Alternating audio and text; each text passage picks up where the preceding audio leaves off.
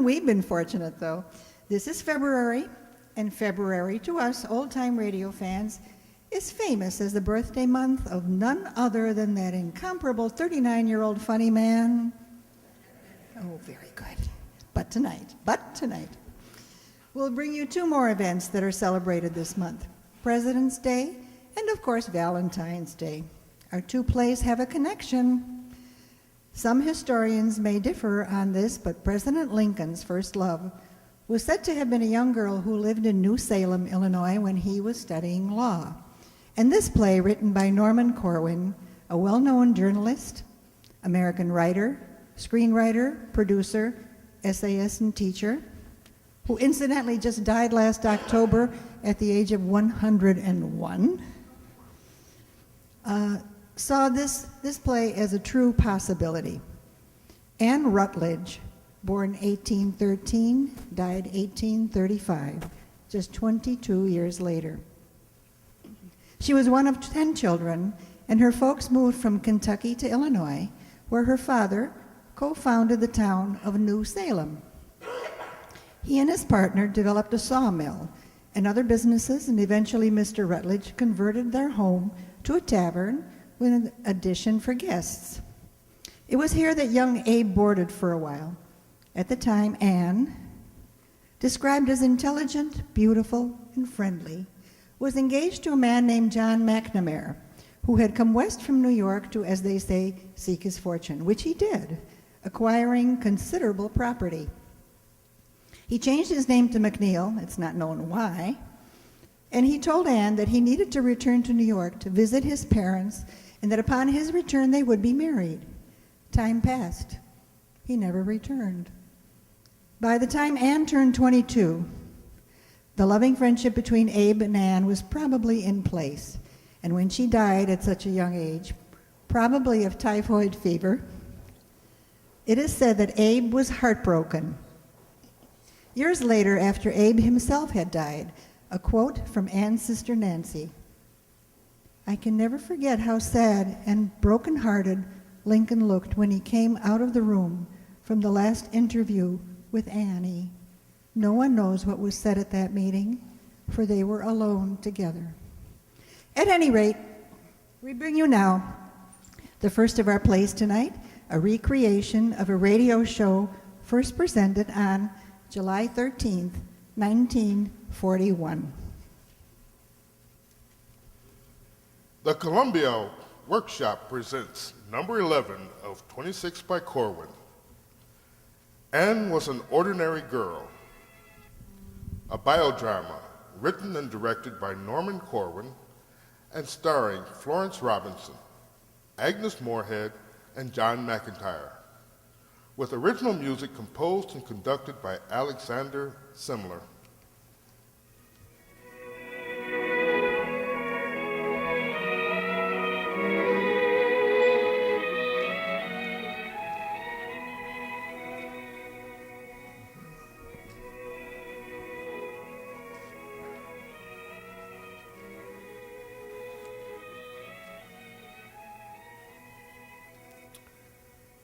Let me tell you about the girl humming that tune.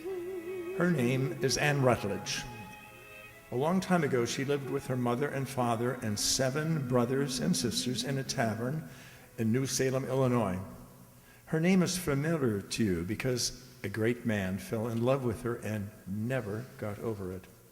Otherwise, you wouldn't have known about her, because she was an ordinary girl, a bit prettier than average, but still very much like a lot of girls you know yourselves. Anne was not a phantom, or a legend, or a folk tune. She was a girl. She was happy. She was sad. She was angry. She was coy. She was gentle. She was wise. She had fears. She had dreams. And it is these things that she was that our story is about.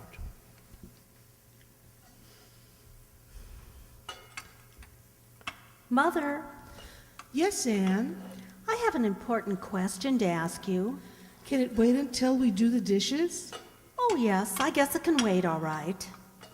Very well. What is it? Well, don't laugh at me now. Come, do you want to ask me or don't you? Mother, what's it like to be in love? What? Why, Anne, now why should a thought like that be in your head at this hour of the morning? Because I've been thinking about it all night. You have? Yes, Well, what conclusion did you reach? none. I just couldn't sleep. I kept listening to the crickets and the frogs and the house creaking. And did you know there's a screech owl down in the glen somewhere? No. Well, there is, because I heard it. And I also heard Pa snoring. I heard that myself. Toward morning, it got very still, and it seemed everything went to sleep, even the crickets and the frogs. All I could hear was leaves stirring faintly outside my window, very faintly. It's a beautiful sound, isn't it? Yes. And then I could hear my own heart beating, slowly, like this. Bum, bum, bum, bum, bum, bum. So slow I was afraid it would stop. Maybe you shouldn't have eaten before you went to bed, Anne. Oh no, I felt fine. Only I kept wondering how it must be to hear all those things when you're in love. I mean, when a man's in love with you and... See here, Anne, you're too young to be bothering your head with thoughts the likes of that. Too young? I'm 17, ain't I? How old were you when you fell in love? 16. Well, there. Mother, what's it like? It's just what you suppose it's like. Just what you imagine it's like.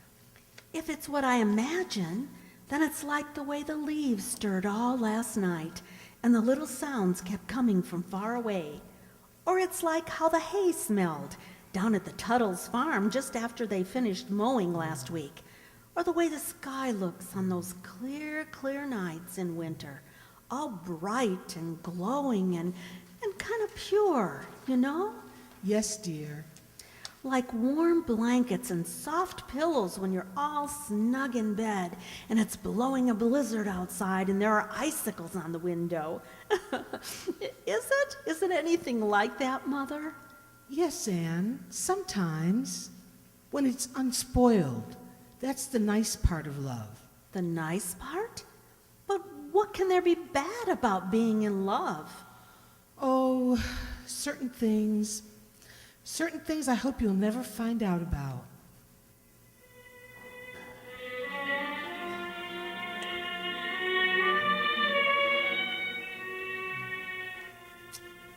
Anne Rutledge was not a phantom or a legend or a folk tune. She was a girl, and she was happy. Whoa! Whoa there! Do you mind me stopping?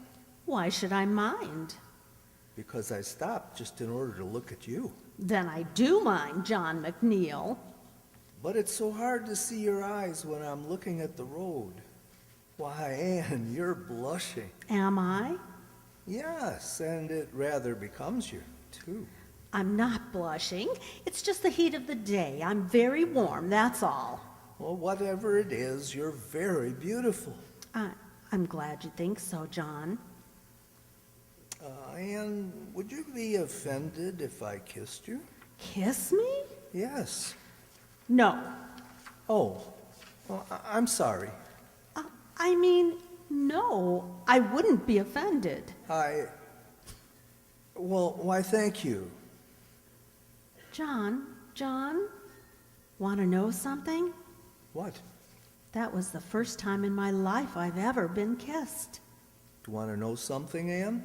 What? This is the second.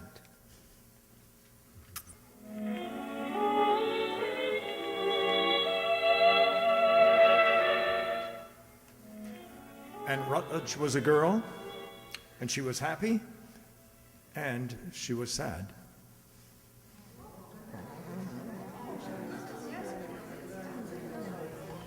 Good night, everybody. Good night, Judge Green. Good night, Mr. Lincoln. Good night, Mr. Offutt.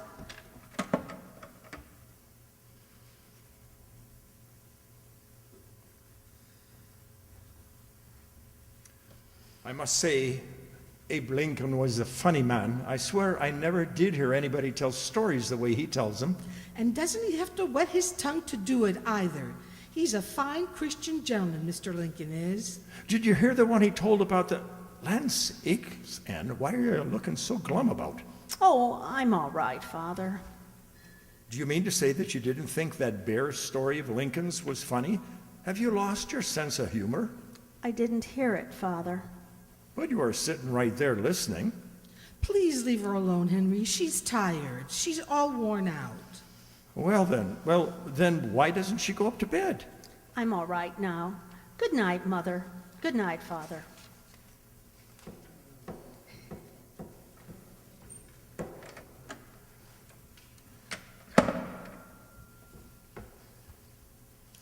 Dear God, please bless Mother and Father and the children and John McNeil.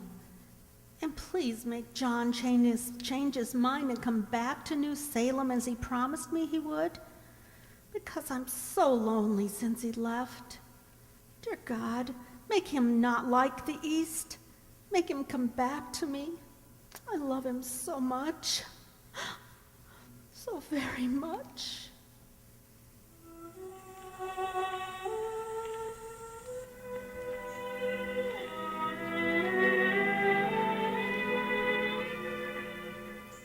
And Rutledge was a girl, happy and sad, and sometimes angry. Easy there. He's bleeding bad. Give him air. Give the poor man some air. My, that's a nasty cut on his head there. He's coming to. He'll be all right. Well, now, is there anyone else cares to give an opinion about my drinking too much? If there is, just speak up and I'll pile him in the corner with Mr. Williams and the rest of the wreckage. Maybe that'll teach you to let me and the boys drink in peace without preaching as to how a gentleman should conduct himself in a tavern. Now listen here, Jack Armstrong. As proprietor of this tavern, I have a right to... Take it easy, Mr. Rutledge. He's ugly. Rutledge, you see what I just done to Williams? Yes, and I also see what you've done to my good chair.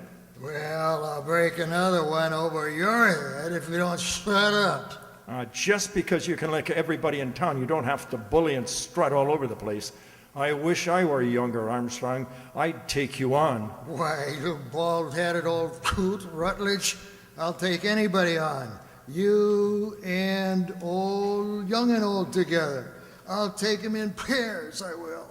Ain't a man in town's got quite enough guts to stand up to me. Is there? Huh. That's the right answer. Hey, Ma Rutledge, some more of this liquor, and quick. For I'm a powerful thirsty man. Very well, Jack Armstrong. Drink yourself to death if you want to. Sooner the better for us. What you doing? Taking this whiskey away from you. You've made enough trouble for one night. Anne, come away. Just a minute, Annie Miguel. Just a minute. Let go of me, you filthy pig. Hey, that hurt. I meant it to hurt. You did, huh? Well, look here now. That hurt too, didn't it? You wouldn't have dared done that if you was a man. I wouldn't have had to if you were a man. Oh, yeah?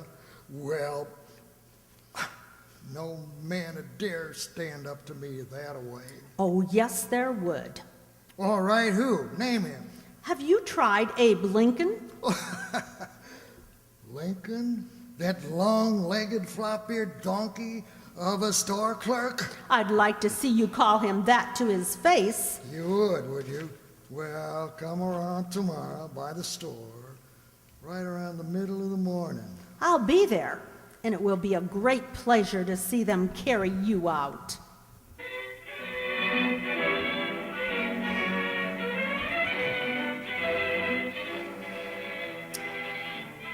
Yes, Anne Rutledge was a girl.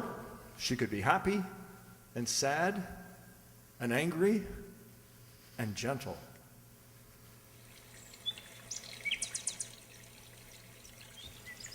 Aren't you getting too much sun on you, Mr. Lincoln? Won't make much difference to a face like mine. But the reflection of light from the water, that can burn too. Never heard of the Sangamon River burning anybody. All right, but don't say I didn't warn you. For anything concerning my looks, I'm afraid I'll have to take full responsibility. You're not bad looking, Mr. Lincoln. Light bother your eyes, Miss Rutledge? No, I can see clearly. I like your looks. Well, thank you. You're being very kind.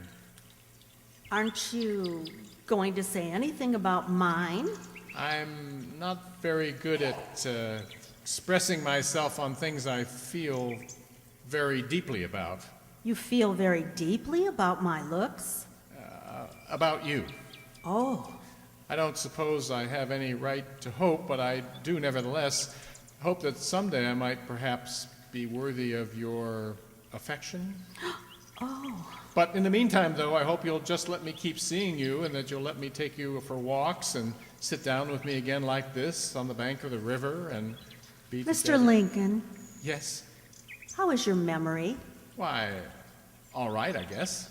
Do you remember how you threw Jack Armstrong the time he came down to the store looking for a fight? Yes. How you got your arms around him and spun him head over heels? Yes. Well, why don't you try putting your arms around me, but leave out the spin?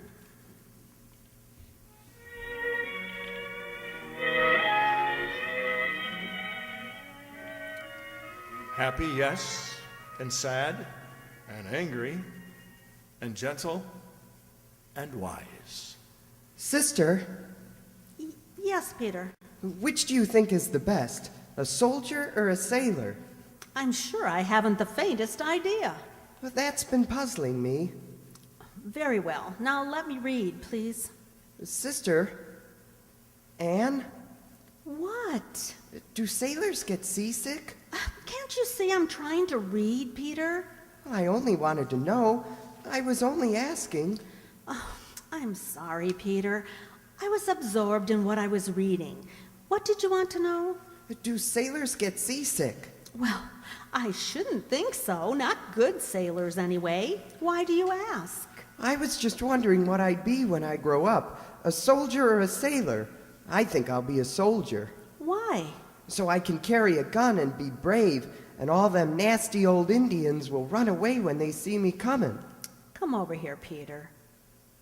Have you been listening to old Dan Potter and his stories about what a hero he was fighting the Indians? He killed 21 Indians with his bare fists after his powder ran dry, so the Redskins wanted to make him a chief on account of he was so brave.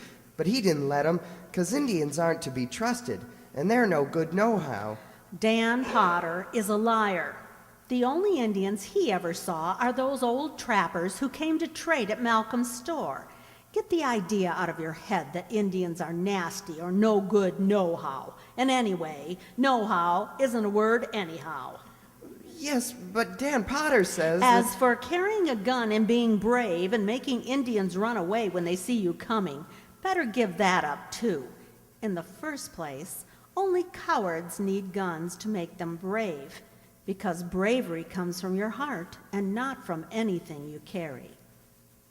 But wouldn't the Indians run away if they saw a soldier coming with a gun, loaded? I doubt it.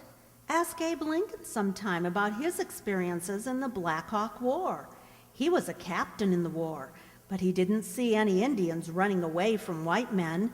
In fact, to the contrary. Yes, but white men aren't afraid to die, are they? Nobody likes to die, red or white or black or yellow. It's just like Abe Lincoln says. The two most unpopular things in the world are not having any freedom and being dead. Gosh, being dead's much worse than not having freedom, I should think. I wouldn't be so sure. Everybody has to die sometime, and there's nothing they can do about it. But there's plenty a man can do about not being free. Do sailors have to learn how to swim?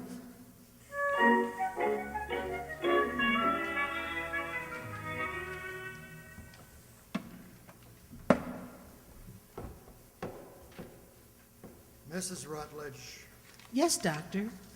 You'll have to keep Anne as quiet as possible. Don't let her get up for anything. Is it serious, doctor? Will she be a long time getting well? Mrs. Rutledge, Anne isn't going to get well. No, no. You might as well know now. How long, doctor? I don't know. Might be 2 days, might be 2 weeks. I'm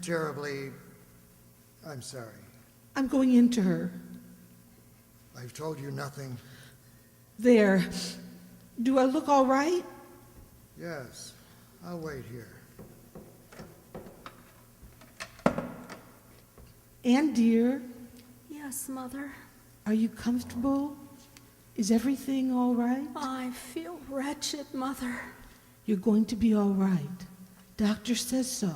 He says so? Yes, you're going to be all right. Do you believe him? Why, of course, Anne. What a question. Has Abe been here since yesterday? He came last night, but you were asleep, and he didn't want to disturb you. Even if I'm asleep, please wake me up when he comes, Mother. No, not if you're asleep, dear. The doctor says you need all the... Mother, I'll get enough rest, more than I need. Please, I want to see Abe when he comes. Yes, dear, of course. I'm sorry, Mother. I didn't mean to sound so cross. There. Lie back. Here, this will cool your forehead. You see, I've got to talk to Abe because, well, you know how I feel about him. We all feel the same way about him, Anne. Yes, I love him. I love him, and I've got to see him now, Or what? or never, Mother, never.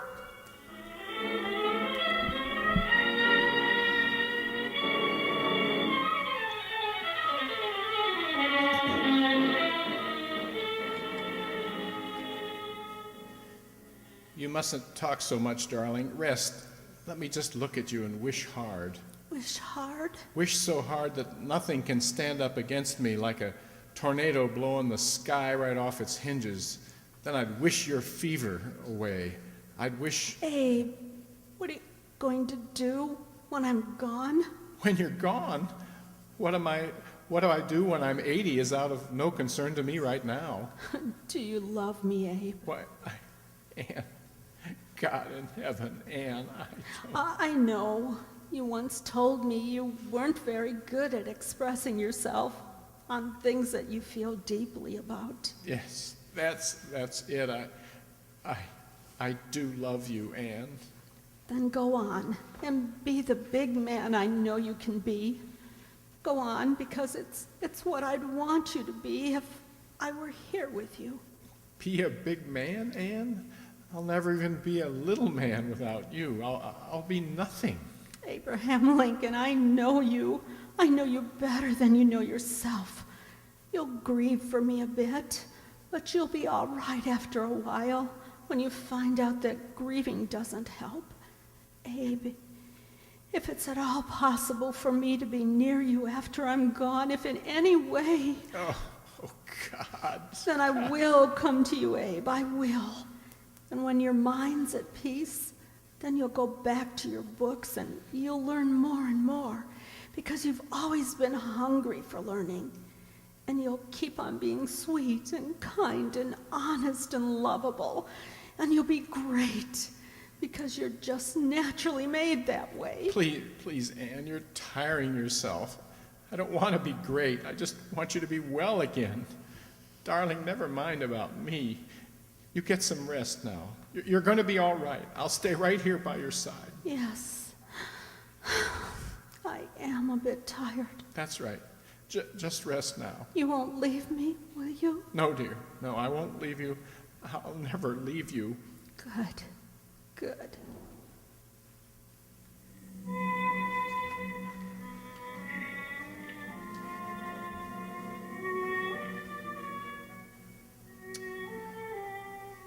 Yes, Anne Rutledge was a girl, an ordinary girl.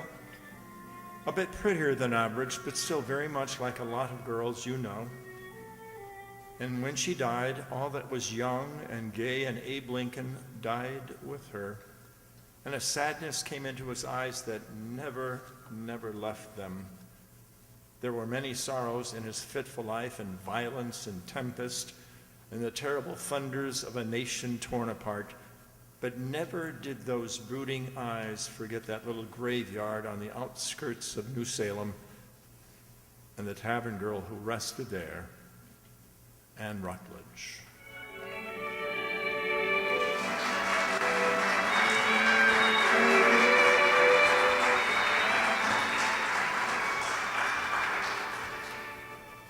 You have been listening to Anne Was an Ordinary Girl, an original biodrama written by Norman Corwin as number 11 in the Columbia Workshop Cycle, 26 by Corwin. Tonight, our play featured the following Riverside Township radio players cast. The narrator and also Mr. Rutledge, Roger Morris.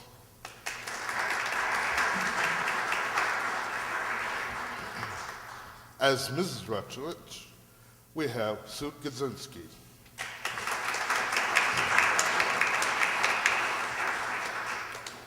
Young Peter Rutledge was played by Jacob Palka.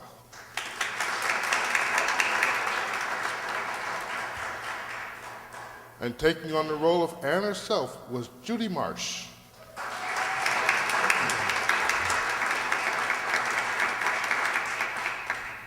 She expires beautifully, don't you think? The part of young Abe Lincoln was played by Walt Kovalik.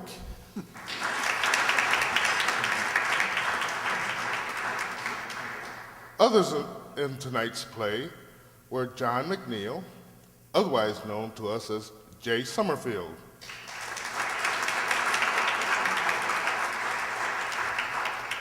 The doctor, as well as the overserved tavern patron, Jack Armstrong. That was Herb Thompson.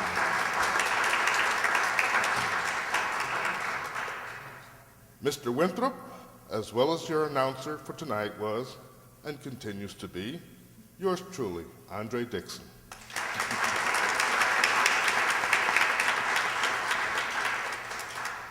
We also cannot forget the man who helps bring the story to life with many background sound effects, Marty McNulty.